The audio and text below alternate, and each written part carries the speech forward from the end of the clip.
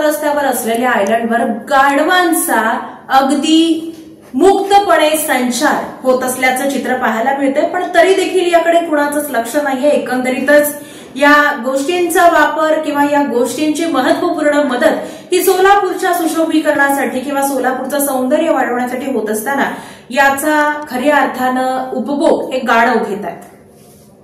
सोलापूर शहरातील 7 रस्ता चौकातील लाखो रुपये खर्च करून अनेकदा नूतनीकरण केलेल्या आयलँडवर चक्क मोकाट सुटलेली गाढवे गवतावर यथेच्छ ताव मारताना दिसत आहेत। विशेष म्हणजे हा सोलापुरातीलच नव्हे तर कदाचित भारतातील असा चौक आहे जिथे 7 रस्ते एकत्र येतात। या चौकातच सरकारी विश्रामगृह आहे। हीच परिस्थिती सोलापूरमध्ये अनेक ठिकाणी दिसत आहे। ज्यांना आपण लोकप्रतिनिधी म्हणून निवडून दिले आणि ज्या लोकांना सरकारने काम करण्यासाठी गलेलठ्ठ पगार देऊन पोसले आहे, त्या सर्वांचे सोलापूरच्या समस्यांकडे असेच दुर्लक्ष झालेले आहे।